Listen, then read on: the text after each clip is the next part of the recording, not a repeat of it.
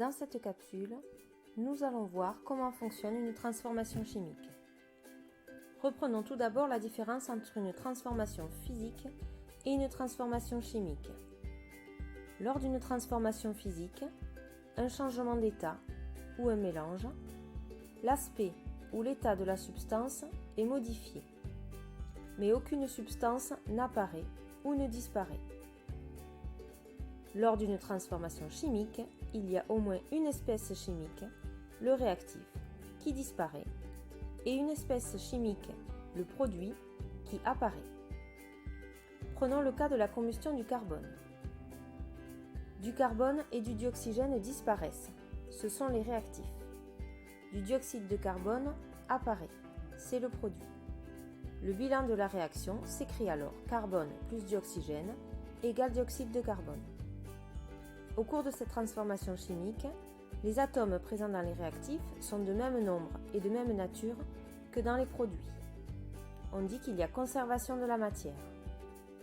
Les atomes vont simplement se réarranger différemment pour former de nouvelles molécules. On en déduit donc l'équation bilan de la transformation chimique qui doit traduire cette conservation des atomes. Pour cela, commençons par remplacer le nom des molécules par leur formule.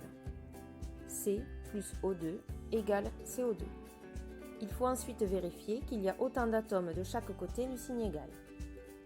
Pour mieux voir les atomes, il est possible de dessiner leur modèle moléculaire. Ainsi, du côté des réactifs, il y a un atome de carbone et 2 atomes d'oxygène.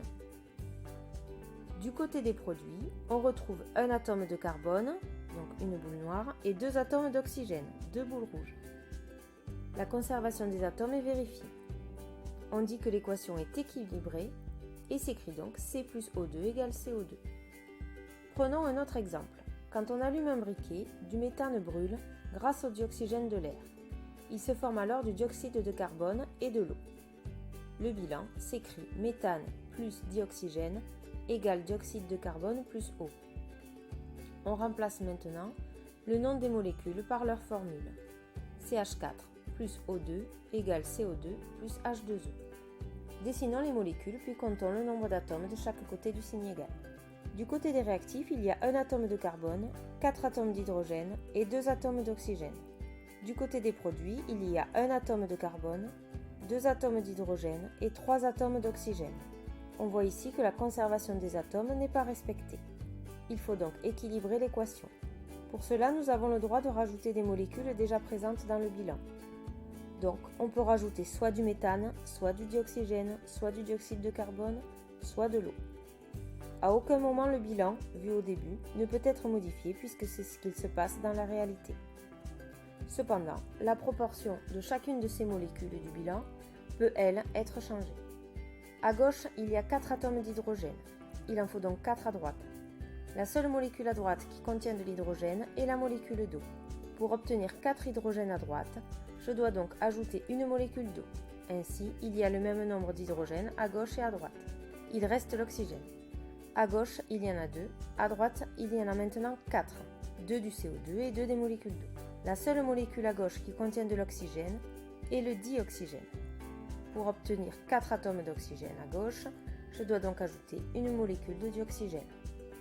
La conservation des atomes est maintenant respectée. Dernière étape, je dois transcrire les proportions de chaque molécule dans l'équation bilan, en rajoutant des coefficients devant les formules des molécules, ce qui donne CH4 plus 2O2 égale CO2 plus 2H2O. À vous maintenant d'aller répondre au questionnaire sur Pronote pour voir si vous avez tout compris.